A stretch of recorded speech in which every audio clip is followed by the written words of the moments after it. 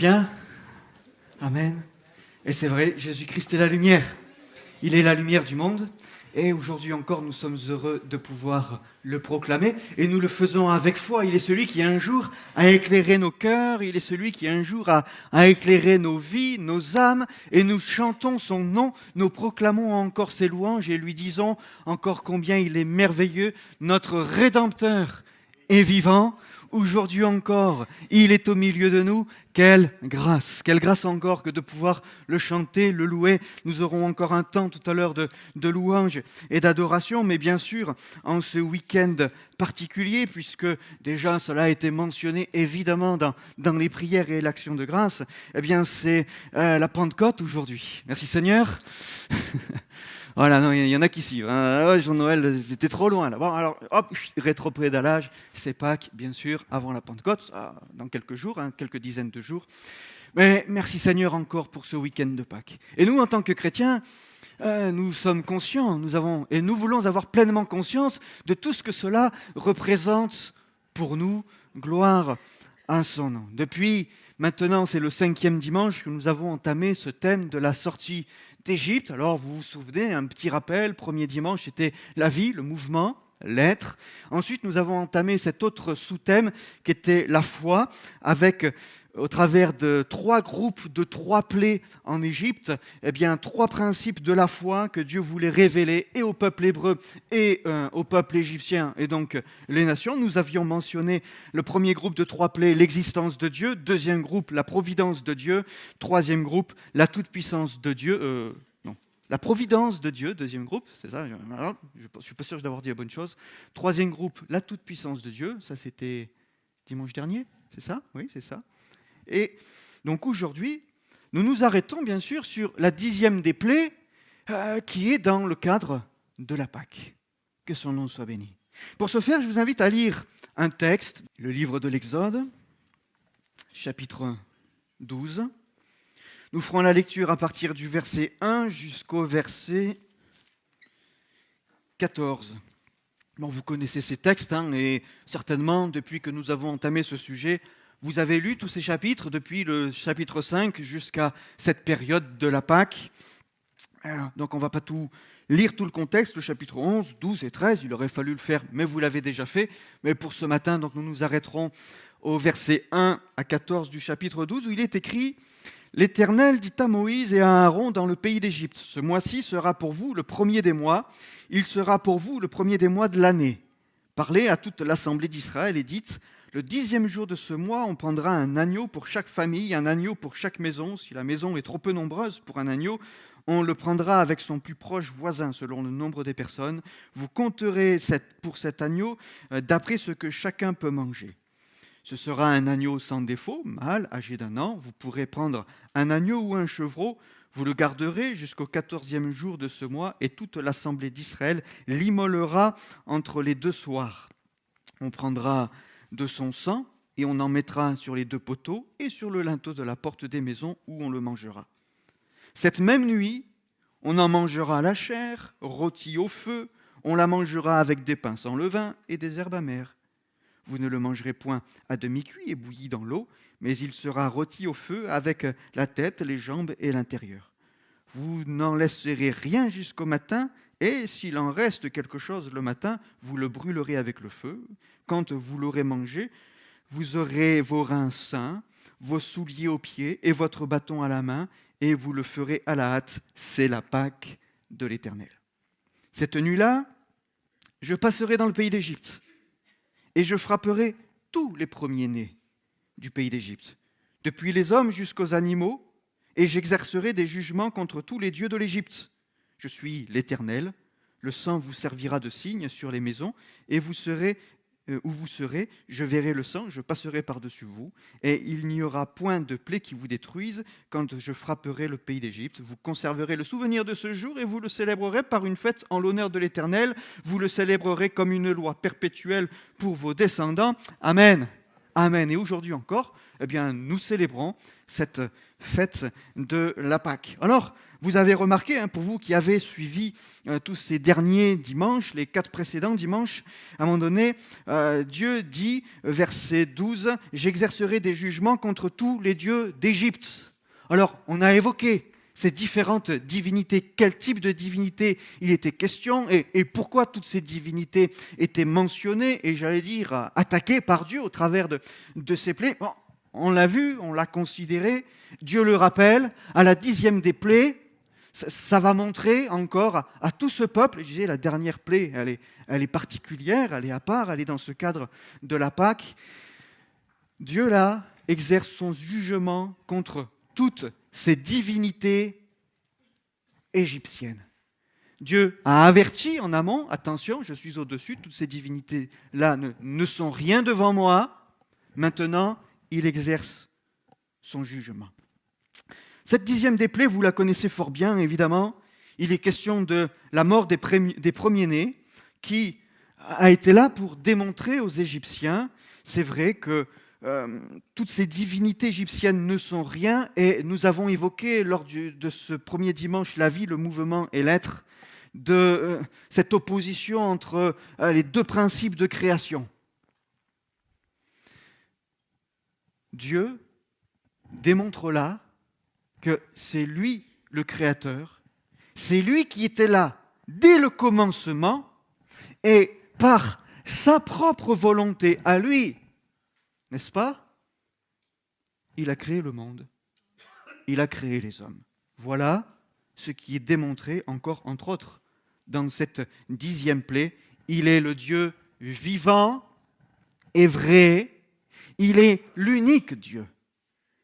Cette nuit, Dieu allait passer dans le pays d'Égypte, frappant tous les premiers-nés, donc, des êtres humains et des animaux, avons-nous lu.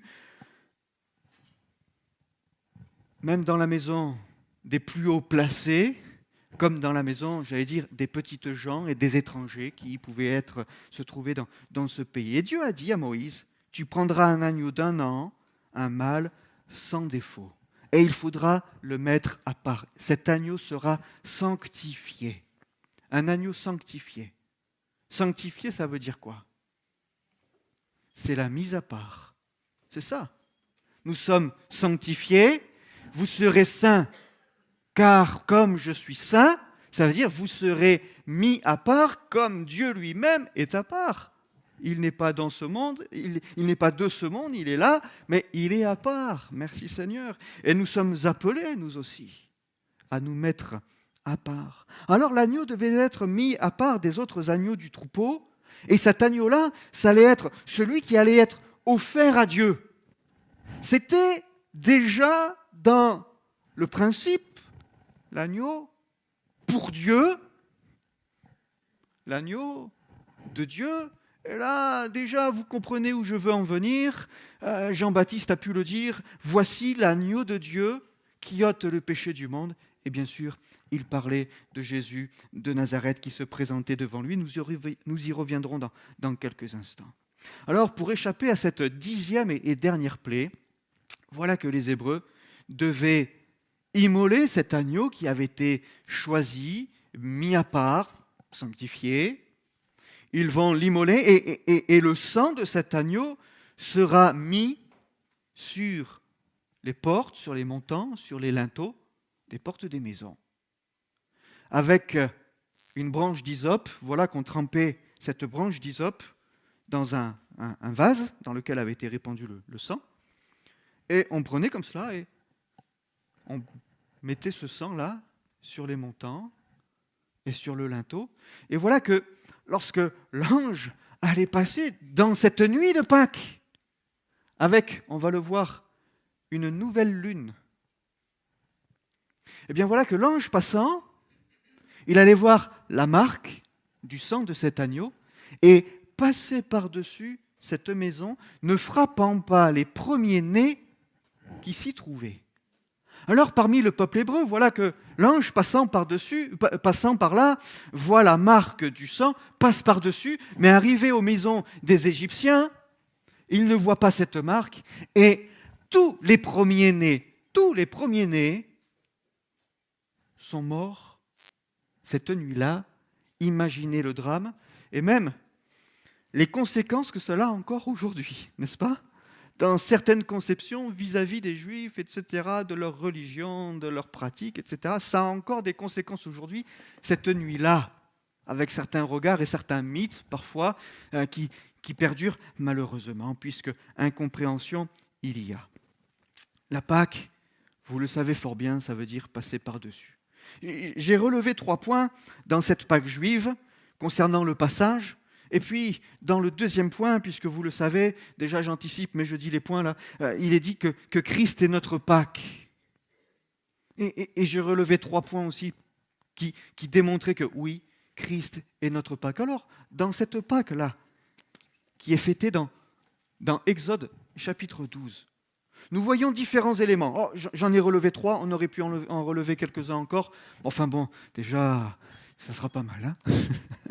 Ouais, ça va, vous avez bien préparé le minuteur. Ça va, vous me connaissez, vous avez gardé un petit peu de rab. Non, je vais essayer de faire court. Enfin, plus court que d'habitude. Alors, on va dire ça comme ça.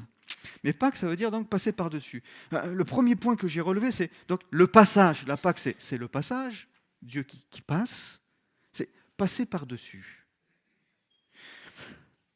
Cette fête de la Pâque doit nous rappeler quelque chose. C'est que Dieu a fait grâce et que si Dieu est passé par-dessus ces maisons, ce n'est pas en raison d'un mérite. Ce n'est pas parce que le peuple hébreu était de par nature meilleur que les Égyptiens. Non, il était pareil. C'était des pécheurs de la même nature.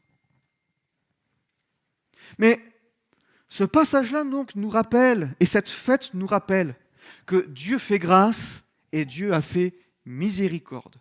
Sans ce sang présent sur les montants et le linteau, tous les premiers-nés des Hébreux seraient morts également. C'est donc grâce et miséricorde que ceux-ci soient encore en vie. Les premiers-nés d'Israël ont été épargnés parce que ce sang signalait quoi? Il signalait quoi? Il signalait que ce peuple-là s'était soumis à la parole de Dieu. Dieu a parlé à Moïse, et Dieu a dit à Moïse, parle au peuple et tu diras, voilà ce que vous allez faire dans les jours qui viennent. Voilà. Pendant 7 jours-là, vous allez préparer ce repas, ça sera la Pâque, c'est nouveau, voilà, ça sera la Pâque. Il y a 7 jours de préparation, il y a des éléments, des pratiques, des rites qui vont devoir être faits avec soin, avec une attention particulière. Mais donc, je disais, passer par-dessus, le fait qu'il soit épargné, ça veut dire que ce peuple s'est soumis à la parole de Dieu et à la volonté de Dieu. Et il est bon pour nous encore de nous soumettre à la volonté de Dieu, que dans nos maisons, nous soyons soumis à la volonté de Dieu, nous soyons soumis à la parole de Dieu, aux saintes Écritures. Je dirais, pardonnez-moi si le mot peut heurter aujourd'hui en 2022, mais enfin quand même, il faut le dire, ces commandements. N'est-ce pas? Aujourd'hui, on va dire en 2022, ces conseils fortement insistants, parce qu'il sait pour nous ce qui est bon. Et il sait ce qu'il veut nous épargner aussi. Alors voilà que il y a cette Pâque, passée par-dessus. L'ange est passé par-dessus. Pourquoi? Parce que ce peuple s'était soumis. C'était pas évident, c'était pas gagné d'avance. Je disais dimanche dernier, notez quand il est dit que le peuple a cru en l'Éternel et en Moïse, c'était dans Exode 14. Malgré les 9 précédentes plaies, le peuple avait encore du mal à croire tout cela. Le peuple avait encore des doutes. C'était pas gagné. Ce n'était pas gagné. Mais le peuple va se soumettre. Il ne comprend pas tout encore. Il y a encore bien des choses qui lui échappent. Mais quand même, lorsque Dieu va dire à Moïse et que Moïse va dire au peuple, ils vont s'y soumettre. Ils ne savent pas ce qui va se passer. Nous, on lit ça des milliers d'années après. On se dit, c'est évident, les gars. Oh, vous avez intérêt de le faire. Bien sûr qu'ils l'ont fait. Et bien sûr, c'était évident. Sinon, ils seraient morts. Oui, mais nous, on le sait. Nous, on a le recul. Nous, on a les écrits. Eux, ils ne le savaient pas encore. Et je vous disais, quant à leur foi, je disais la semaine dernière, comment, c'est pas pour déresponsabiliser Pharaon, mais comment accabler Pharaon et les Égyptiens de ne pas croire dans ce Dieu vivant et vrai, quand les Hébreux même ont du mal à croire que tout ce qui vient de Dieu et que Dieu va vraiment les libérer. Le passage, passer par-dessus. Un autre point concernant le passage, c'est le passage de quoi? C'est la Pâque de quoi? Elle représente quoi aussi, cette Pâque? On disait la miséricorde de Dieu, bien sûr, qui passe par-dessus. Le fait que par notre nature nous sommes pécheurs, mais le sang est versé, on est pardonné, on est épargné. Mais c'est aussi la Pâque, c'est le passage de ce peuple de l'état d'esclavage à la liberté. C'est formidable. Ce peuple était esclave en Égypte et il va connaître la liberté. Ce mois-ci, pour vous, sera pour vous le premier des mois, il sera pour vous le premier des mois de l'année. Ouais, bon, d'accord, alors ok, calendrier juif, calendrier grégorien, on connaît, il y a des différences, évidemment. Mais au-delà de la différence de nos calendriers, qu'est-ce que ça veut dire ça quand même? Qu'est-ce qui se passe pour eux le premier jour? Je l'ai déjà mentionné tout à l'heure. Il y avait quoi cette nuit? Et d'ailleurs, la semaine dernière, je me posais la question quand est-ce qu'était la Pâque pour les Juifs. En vérité, c'était ce week-end aussi. Pourquoi? Qu'est-ce qui est le signal? C'est la nouvelle lune. Donc j'ai regardé mon calendrier que j'ai au bureau hier, j'ai regardé la lune, j'ai dit ah ben elle est là. Et ça veut dire que la Pâque, c'est tout, on tombe en même temps cette année. La nouvelle lune. C'est ça là, ce mois-ci sera pour vous le premier des mois, il sera pour vous le premier des mois de l'année. Qu'est-ce que ça veut dire? Ça veut dire qu'il y a une nouvelle lune sur laquelle il y a un nouveau départ. Le premier des mois de l'année, ça veut dire le premier jour. Le premier jour, pour les Juifs, ça commence à partir de la nouvelle lune. Et dans nos calendriers à nous, on ne se cale pas par rapport à la lune. Chez les Juifs, oui. Donc, que symbolise ce premier jour, cette nouvelle lune? Que symbolise-t-il? Il symbolise le renouveau. C'est un jour nouveau. C'est un temps de renouveau, c'est un nouveau départ. Ça symbolise la capacité de renaître, nous est-il dit, de ses cendres et de retrouver la gloire passée. Voilà pourquoi Dieu voulait que dans ce mois-là, et le premier jour de ce mois, commence la nouvelle année avec ce symbole fort. La Pâque, c'est le passage de l'esclavage à la liberté, pas n'importe quand à la nouvelle lune, c'est-à-dire ce symbole d'un nouveau départ, ce symbole de quitter une vie passée d'esclavage pour retrouver la gloire avant l'exil que Dieu avait donné. C'est ça que Dieu dit à Moïse dans ce verset 2. Ce mois-ci sera pour vous le premier des mois. Il sera pour vous le premier des mois de l'année. Dieu est en train de dire à Moïse, il y a quelque chose de particulier pour vous. C'est un temps nouveau. C'est une année nouvelle. C'est un nouveau départ.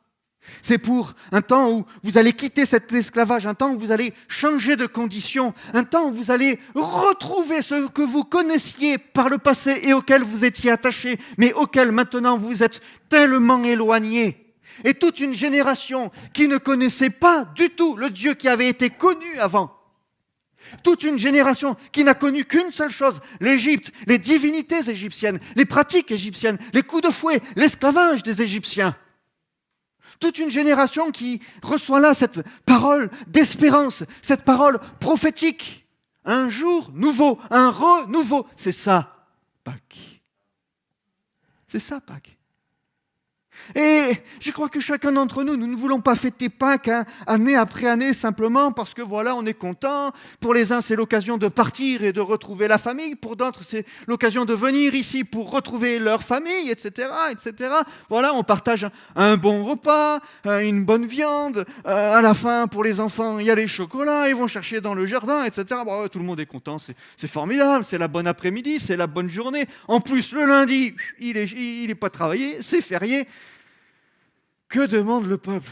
On n'est pas en esclavage, nous. Hein, ça va, on est tranquille, demain c'est férié, demain on ne travaille pas. Enfin, pour tout le monde, je crois, voilà, c'est Pentecôte des fois qui est travaillé, mais enfin, Pâques, non. Demain, grasse matinée. C'est cool. Pâques, hein? Oh, bah, c'est plus que ça, évidemment. C'est plus que ça. Et si pour quelqu'un ce matin, C'était spirituellement parlant l'occasion d'un renouveau, d'un nouveau départ. Après la prédication, on prendra la Sainte Seine. Et si quelqu'un, avant de prendre la Sainte Seine, dans son cœur s'examiner là, et puis même faites-le dès maintenant, pendant que je vous parle, réfléchissez, rentrez en vous-même. Seigneur, j'ai besoin d'un nouveau départ. C'est la Pâque, mais au-delà du calendrier, au-delà du week-end, au-delà de la famille, au-delà de la viande et des haricots verts et je sais pas quoi. Non? Du chou vert, vous mettez quoi avec? Qu'est-ce que vous aimez avec? Lisa, c'est le chou, sûr, hein? Non, l'occasion de quelque chose de nouveau. L'occasion de quelque chose de nouveau, avec Dieu, avec Jésus. Et puis, bien sûr, ce que nous voyons aussi dans ce texte et dans cette Pâque qui était célébrée là, avant la sortie de l'Égypte, eh bien c'est le passage, oui, de quoi? Alors on disait le passage passé par-dessus, ensuite le passage de l'esclavage à la liberté, et puis le passage de quoi? Le passage de la mort à la vie. Ça fait lien ensuite avec ce que je viens de vous partager, mais enfin, le peuple hébreu était esclave en Égypte, mais il va sortir, il passe. C'est comme s'il passait de la mort à la vie. Il était en train de mourir. Spirituellement, il était comme mort en Égypte. Il n'y avait plus rien. Il n'y avait plus rien. Je vous disais, ils avaient du mal à croire Moïse. Hein. C'était pas sûr. Ils n'étaient pas sûrs. On va y aller, on va pas y aller. Je sais pas. Tant de voir, hein, une plaie. Oh, c'est bizarre. 2 plaies. Bizarre. Il a fallu jusqu'à la 10e plaie. Je ne vais pas revenir sur tous les chiffres et sur tout ce qu'on a pu considérer. Regardez sur YouTube. C'était compliqué encore pour dire on y va pas, qu'est-ce qu'on fait, on le suit pas, à ton avis c'est Dieu, c'est Moïse, peut-être qu'effectivement il a appris la philosophie, il a appris toute l'intelligence et les savoirs des Égyptiens, peut-être qu'il a appris des actes de magie aussi en Égypte, il y a des magiciens en Égypte, peut-être que Moïse aussi a appris la magie en Égypte, alors eux ils étaient là en train de regarder comme ça, on sait pas trop, hein. Alors les Égyptiens ils pensaient que Moïse et Pharaon pensaient que Moïse faisait de la magie au départ, hein, on l'a dit. Donc le peuple, il dit, le passage de la mort à la vie. Spirituellement, ils étaient comme morts. Hein. Et ils vont revivre. Et ils vont revivre. Finalement, ils connaissent un petit peu comme si pour eux, c'est un peu comme si c'était une résurrection. Vous voyez? Ils étaient morts et ils vivent. Ça y est. C'est une résurrection. Aujourd'hui, pour nous, chrétiens, croyants, tout se trouve dans le sacrifice de Jésus, bien sûr, et dans son sang qui a coulé sur le bois du calvaire. La croix, pour nous, est le passage de cette servitude au pays promis, le ciel. Merci Seigneur. Et nous savons que, en raison de la croix et du sacrifice qui là a été accompli pour chacun d'entre nous, eh bien, nous sommes épargnés, nous sommes sauvés de la colère de Dieu. Je ne sais pas, ou ce que je dis est totalement intéressant et alors vous êtes en train. Ou alors je le redis. Bon, certainement c'est intéressant, mais enfin je le redis quand même. Hein. Nous sommes épargnés, sauvés de la colère de Dieu, et nous passons de l'état de servitude au pays de la promesse. Ah, peut-être que je n'avais pas été assez clair tout à l'heure. Amen. Merci Seigneur. Nous sommes sauvés. Vous êtes sauvés. Parce que Christ pour vous a offert sa vie sur le bois du calvaire. Alors, l'agneau pascal, sans défaut, nous est-il dit, comme nous l'avons lu là, remplacer le sacrifice du premier-né. Chez les Égyptiens, c'est le premier-né qui est mort. Chez les Hébreux, c'est l'agneau qui est mort. Il y a eu un mort de toute manière. Hein. Il y a eu une mort. Et souvenons-nous encore aujourd'hui, particulièrement, même si quelqu'un disait dans la prière, pour nous c'est tous les jours que nous allons nous souvenir du sacrifice de Jésus, la mort de Jésus-Christ, lui qui était pur, sans tache, sans péché, à la place du pécheur, des pécheurs que nous sommes. Et l'apôtre Paul pouvait dire ainsi aux Corinthiens, Christ notre Pâque a été immolé. Christ notre Pâque a été immolé. Alors là on vient de considérer quelques points, on aurait pu en citer peut-être 2 autres, dans cette Pâque qui a été pratiquée là dans Exode 12, mais j'aimerais arriver maintenant à ce que nous vivons aujourd'hui. Parce que oui, Christ, notre Pâque, a été immolé. Il est intéressant de voir, vous savez que le ministère terrestre de Jésus s'est accompli pendant combien d'années? 3 ans. Ce qui veut dire 3 Pâques. C'est pas compliqué, mais enfin, c'est quand même bien de 3 Pâques. Et figurez-vous que les 3 Pâques qu'a vécu Jésus, pratiqué Jésus, toutes les 3, d'une manière totalement différente, évoquent quelque chose et rappellent quelque chose de cette Pâque que nous venons de lire dans le livre de l'Exode et de ces 3 points que nous venons de considérer ensemble. La première Pâque, je disais tout à l'heure, souvenez-vous, la Pâque s'est passée par-dessus. Nous étions pécheurs, nous sommes pécheurs, ils étaient pécheurs, ils auraient dû périr, mais ils sont épargnés, pardonnés, l'ange passe par-dessus. Je disais avant la fête de la Pâque, avant de fêter Pâques, la fête de la Pâque, ce n'était pas une fête reposante. Pourquoi ? Parce qu'il fallait que tout juif aille dans sa maison principale, maison secondaire, tente à l'extérieur, la cabane dans le jardin, etc., enfin au fond du jardin, vous voyez, tout ça. Il fallait qu'ils aillent pour enlever, ôter le levain. Pas un seul grain, une seule poussière de levain. Bon, c'était le grand ménage, le grand ménage de printemps. Le printemps en Israël, on le disait, c'était début janvier avec le thème de la bénédiction. On parlait des 2 saisons. Il y a un très court printemps en Israël. Voilà, il dure quelques jours, il dure le temps de la Pâque. Un court printemps, c'est le ménage de printemps. Voilà, quand arrive le printemps, on change tout à la maison. C'est le grand ménage. Voilà. Eh bien, là, c'est pareil. C'est le grand ménage. Mais il fallait être très actif. Voilà, c'était loin d'être une fête qui était reposante. Voilà, nous reposons ce week-end. Enfin, j'espère que vous vous reposez bien, que vous profiterez bien encore de cette journée de demain. Et là, c'est intense. Il a fallu retourner toute la maison, les petits, les grands, tous participent.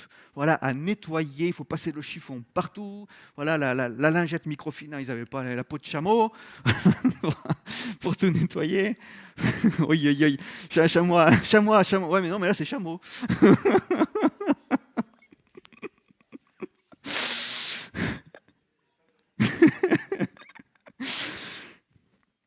Je vais revenir à mes notes.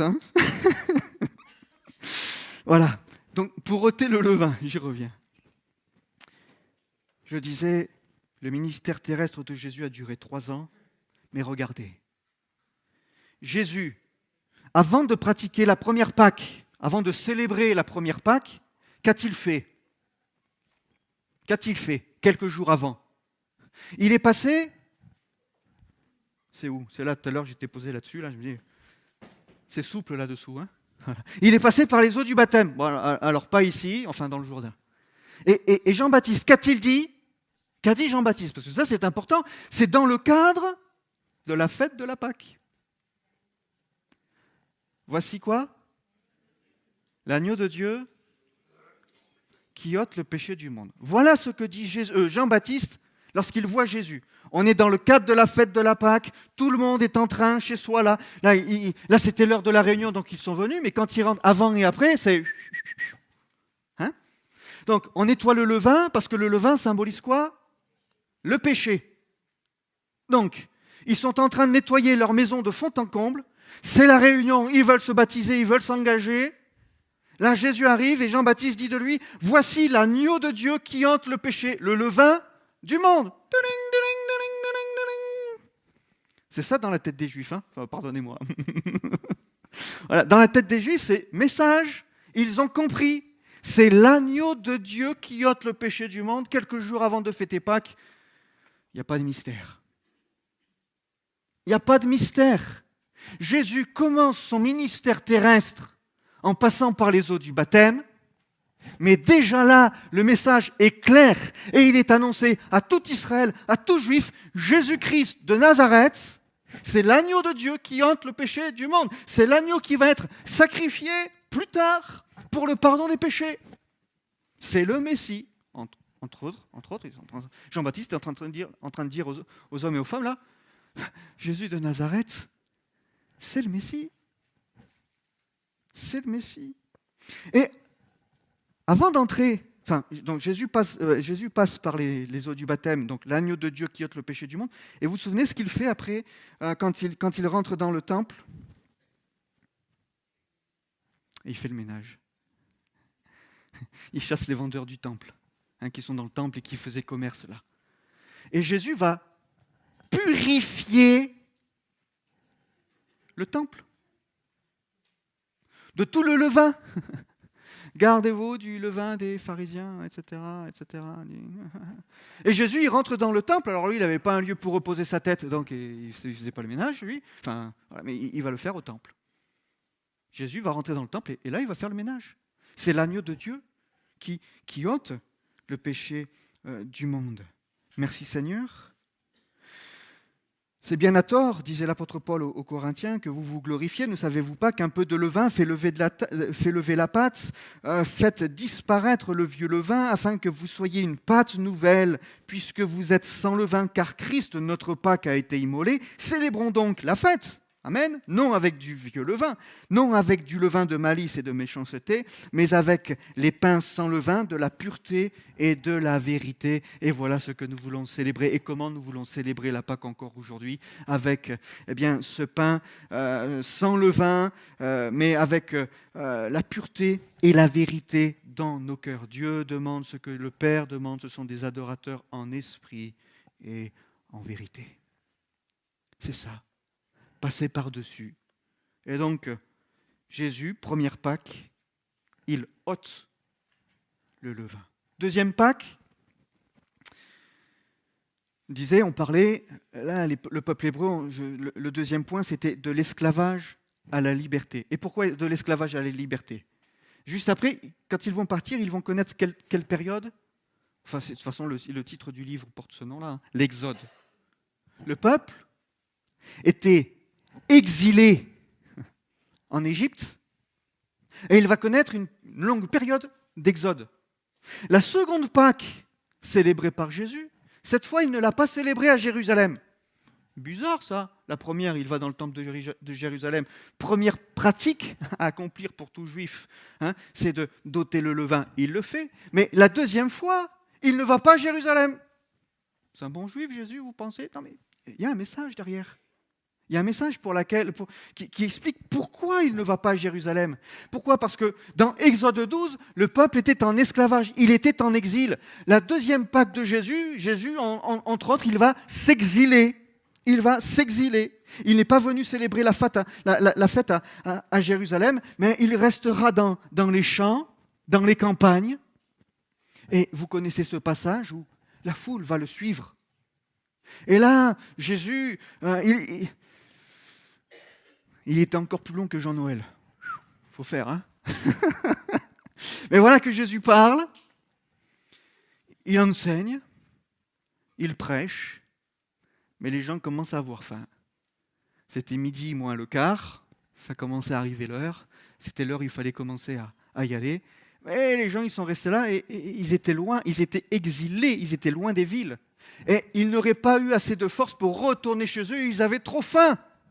Donc, Jésus va dire à ses disciples, il faut leur donner à manger. Non, mais nous, on n'a rien. Qu'avez-vous? De pain, de poissons, etc. Vous connaissez la suite, la multiplication des pains et des poissons. La manne dans le désert, n'est-ce pas? Et puis ensuite, Jésus va renvoyer ses disciples et passer de l'autre bord.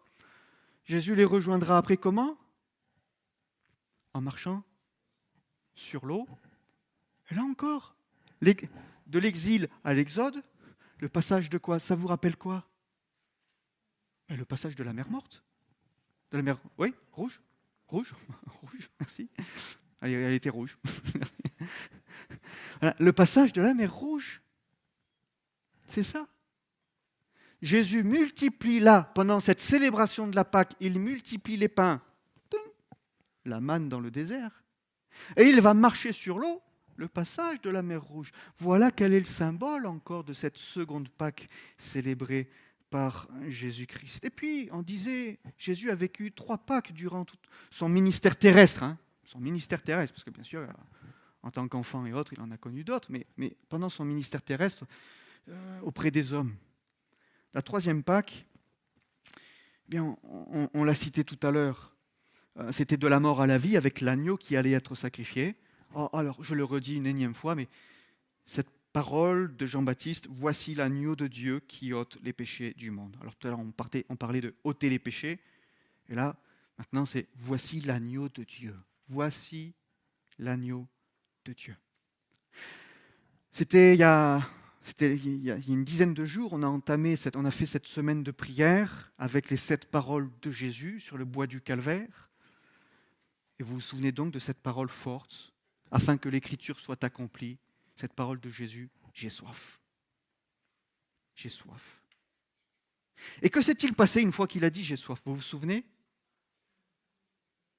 vous souvenez, qu'est-ce qui s'est passé? Alors vous savez tous, mais comme je n'ai pas bien entendu, parce que vous l'avez tous dit en même temps, on lui a présenté une éponge imbibée de vinaigre, et on lui a présenté sur quoi? Une branche d'hysope. Tiens donc, sur une branche d'hysope, on met une éponge imbibée de vinaigre qu'on présente à Jésus alors qu'il dit « j'ai soif ». C'est évident. Vous vous souvenez de la pratique en Égypte, Exode 12? On prend la branche d'hysope dans le vase dans lequel a été versé le sang de l'agneau immolé, et là, on en met sur les montants et le linteau. Voyez le geste? Pour être épargné. Vous voyez le geste? Lorsque Jésus-Christ est sur le bois du Calvaire, on reprend cette branche d'hysope, on la lève à nouveau, le sang, il est déjà en train de couler sur le bois. C'est pas les portants, c'est pas le linteau, c'est pas le chambranle de la maison, de la porte de la maison. Non, c'est le bois du Calvaire, là où l'agneau pour nous est immolé. Et cette branche d'hysope est encore levée, là où on met ce vinaigre. Et il fallait que les Hébreux mangent l'agneau avec tout ce qu'il contenait et qu'il l'accompagne aussi avec les herbes amères. C'était certainement pas le même menu que vous allez manger à midi. C'était pas le meilleur repas. Hein. Voilà, c'était une fête, mais le repas, il restait un petit goût au fond de la bouche là. Heureusement, il y avait les verres de vin pour faire passer le. Hein, bon, on y reviendra tout à l'heure. Vous voyez, pour faire passer l'amertume. Mais Jésus, c'est pas le verre de vin là qu'on lui a donné. Vous voyez, parce que les Juifs prenaient le verre de vin pour faire passer l'amertume qui se trouvait dans leur palais. À Jésus, on lui a donné le vin aigre, le vin amer.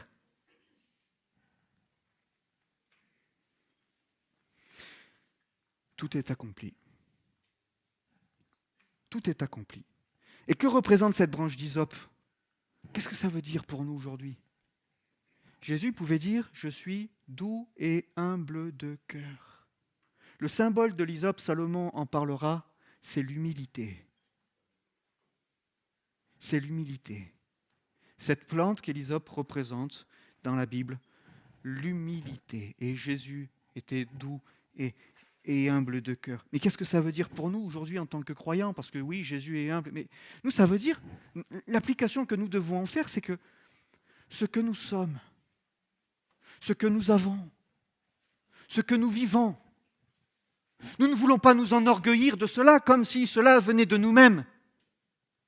Mais ce que nous avons, ce que nous vivons, ce que nous croyons, nous vient de Dieu, nous vient de Jésus-Christ, et c'est lui que nous voulons glorifier.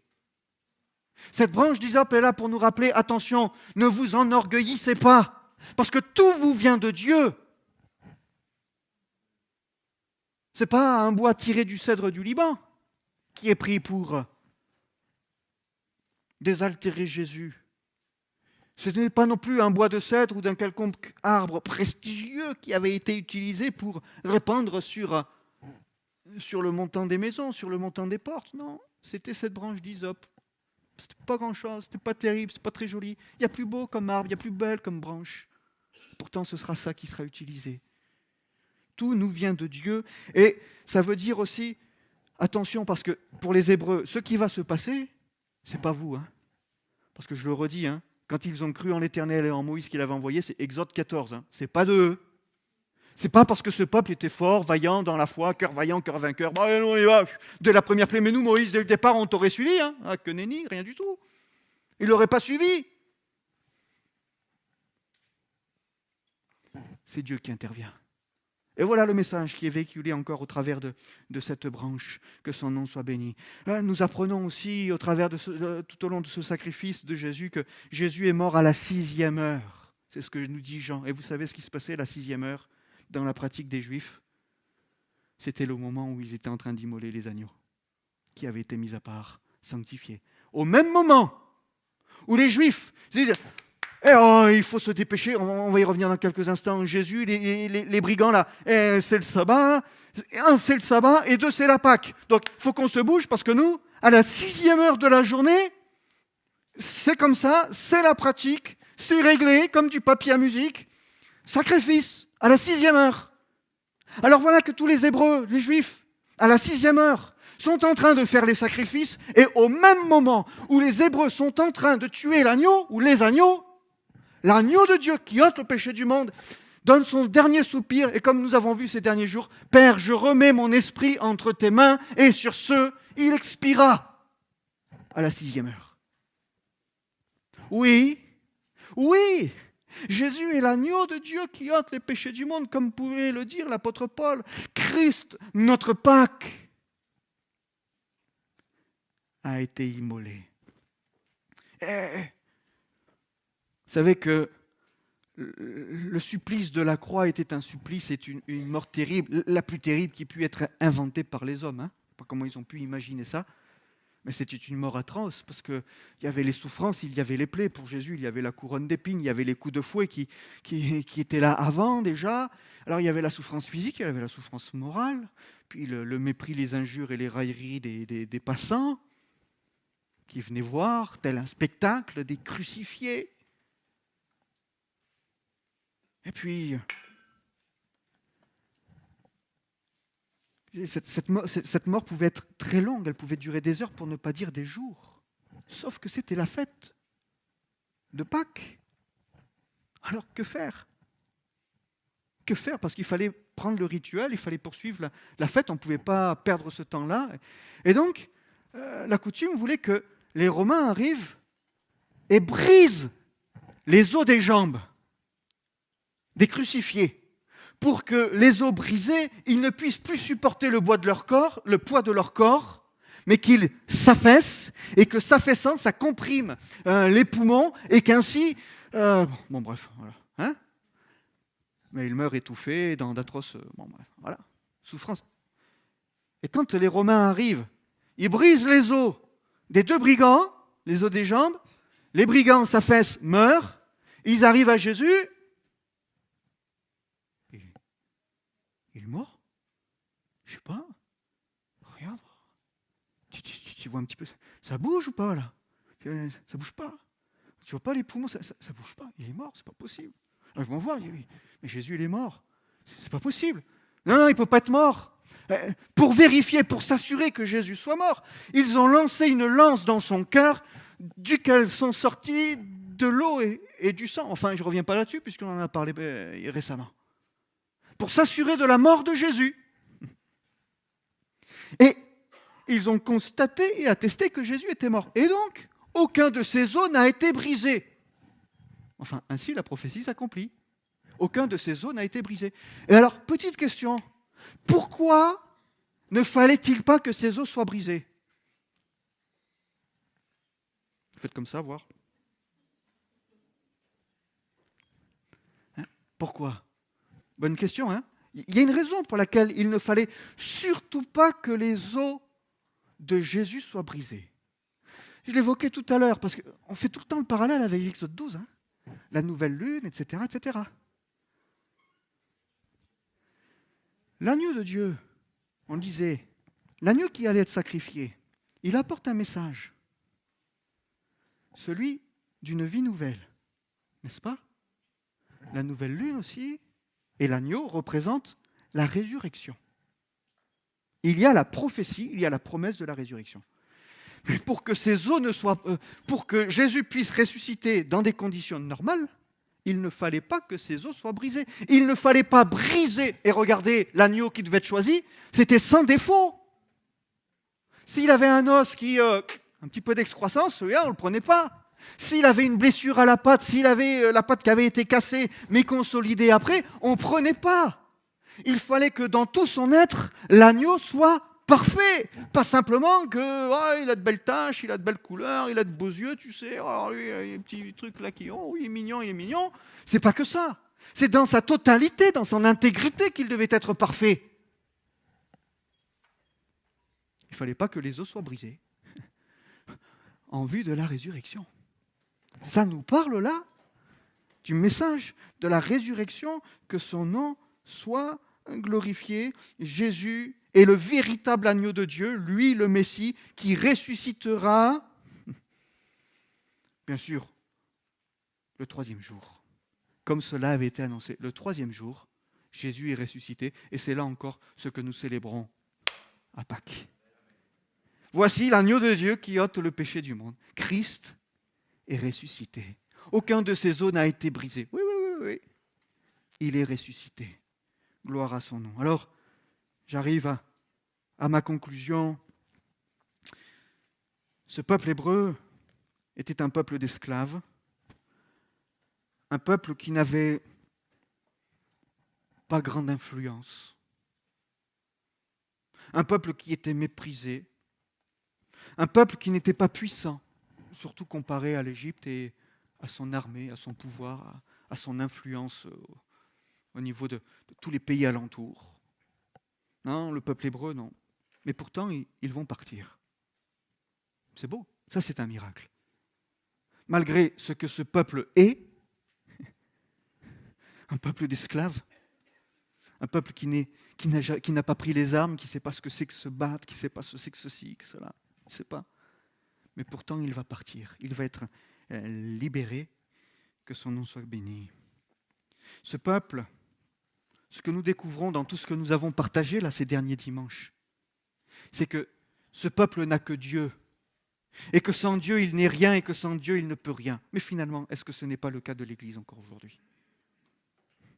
Parce que sans Dieu, nous ne sommes rien. Et parce que sans Dieu, nous ne pouvons rien. Parce que sans Jésus, nous n'avons rien. L'apôtre Paul qui disait, vous avez tout, mes frères et sœurs, vous avez tout pleinement en Jésus-Christ. Vous avez tout. Mais sans lui, vous n'avez plus rien. Alors merci Seigneur, parce que nous avons tout, comme ce peuple hébreu a tout eu par Dieu en Égypte, puis dans cette période d'exode, dans le désert. Ce qui est important pour nous, c'est ce qui a été important pour le peuple hébreu. C'est quoi ? C'est la présence de Dieu, c'est l'intervention de Dieu.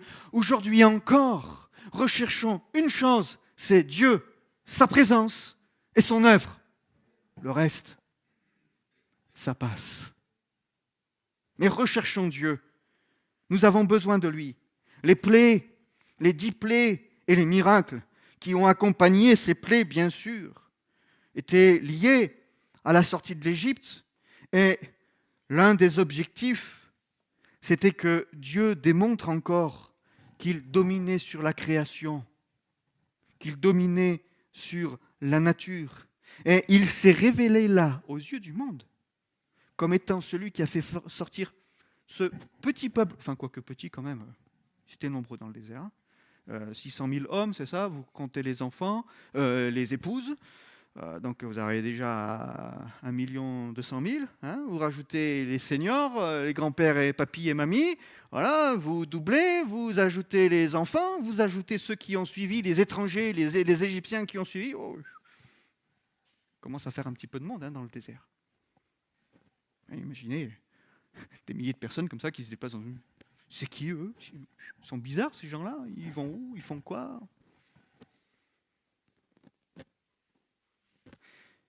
Les nations ont vu. Les nations ont vu.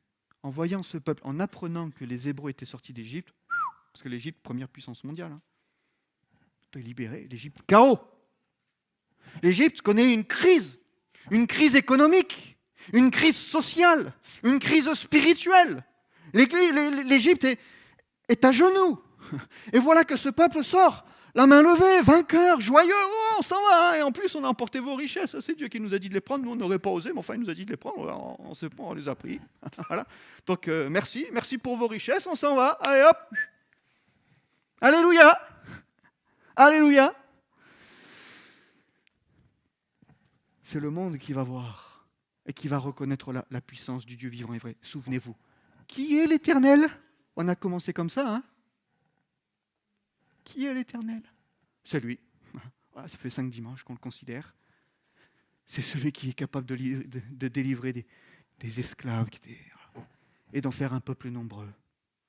Et un peuple qui va rentrer dans le pays où coule le lait et le miel. Et ça, au vu de toutes les nations, qui sont invitées elles aussi, parce qu'on disait, même pour Pharaon et les Égyptiens, au travers de tout cela, le but de Dieu, c'est qu'ils se soumettent à lui. Et c'est qu'ils le servent également. Pas que les Hébreux, mais que les Égyptiens et les nations puissent elles aussi aller pour servir le Dieu vivant et vrai. Ainsi, nous retrouvons et nous avons cette liberté des enfants de Dieu. C'est pour la liberté que Christ nous a affranchis. Frères et sœurs, dit l'apôtre Paul, demeurez donc fermes et ne vous laissez pas de nouveau mettre sous le joug de la servitude. Et là encore, nous avons à veiller, n'est-ce pas? Afin de ne pas nous laisser de nouveau être placés sous une servitude, quelle qu'elle soit. Alors, évidemment, ce n'est pas l'Égypte, parce que l'Égypte, on ne peut pas le manquer, hein, ça se voit. Et peut-être qu'aujourd'hui encore, il y a des choses qui ont un certain pouvoir, une certaine influence et qui modifie un petit peu nos habitudes, notre conception, qui influence un petit peu notre comportement, notre manière de voir. Et on peut se rendre compte que peut-être, même en tant que chrétien, il y aurait encore, enfin non pas ici en Savoie, mais ailleurs, parfois quelques liens qui font qu'on est un petit peu attaché, que certains chrétiens sont attachés aux choses du monde. Et l'apôtre Paul qui dira aux Galates, parce que regardez, les Galates, ça leur est arrivé. Hein. Alors pas nous on ne tombe pas dans le même panneau que les Galates, parce que on est en 2022 quand même.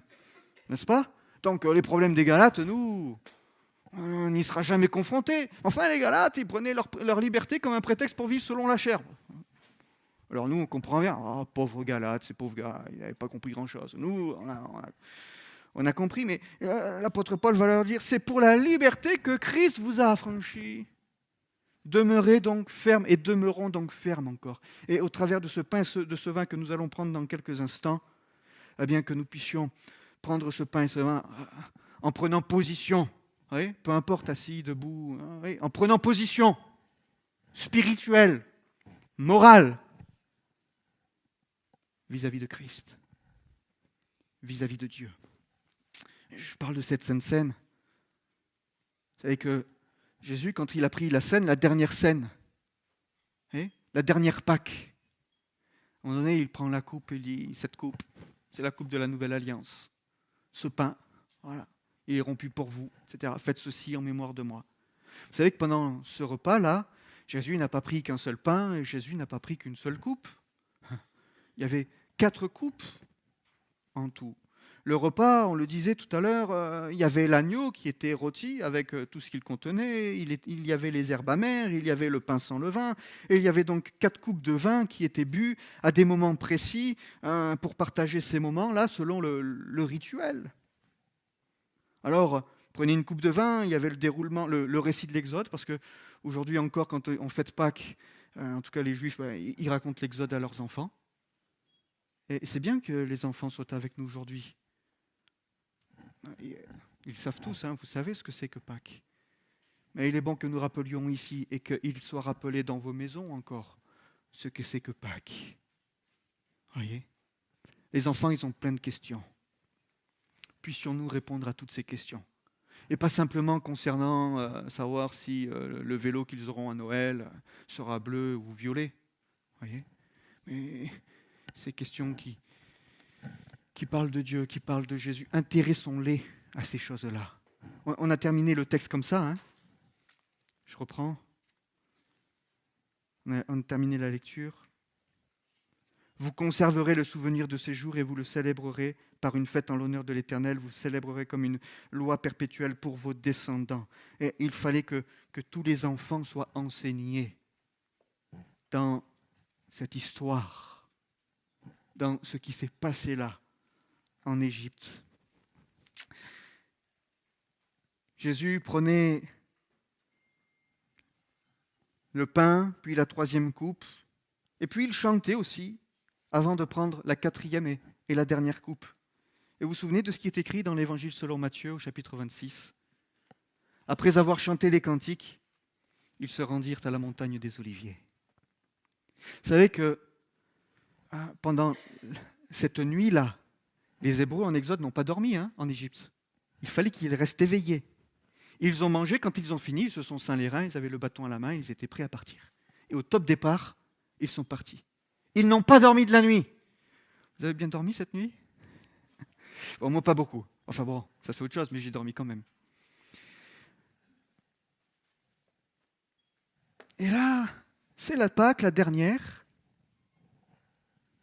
Ils viennent de chanter les cantiques. Jésus sort, Judas est parti. Jésus sort. Ils vont au mont des Oliviers. Aucun juif ne devait dormir cette nuit. Et vous vous souvenez de ce qui est écrit ? Pierre, Jacques, Jean qui l'avaient accompagné, que s'est-il passé ? Ils se sont... Non, j'ai pas bien entendu. Ils quoi ?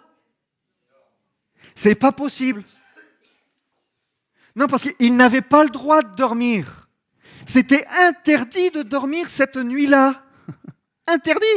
Donc il y avait toutes sortes d'activités, de jeux pour les enfants. Alors là, ils sont entre les disciples. Alors les enfants, bon, bien évidemment. Enfin, c'était interdit. Il n'y avait pas besoin de trouver le jeu des dames. Alors pour les enfants, on trouve quelques jeux, quelques activités, on raconte l'histoire. Bon, bref, c'est long.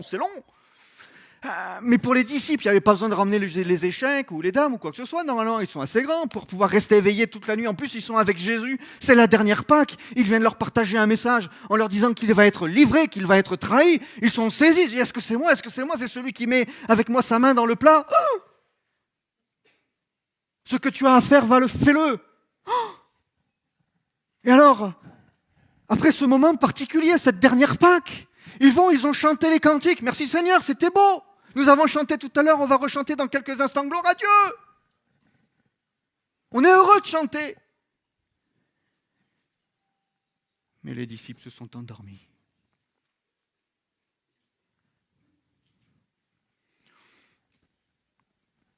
Je ne sais pas, vous voyez la question ? Vous la voyez venir ou pas la question ?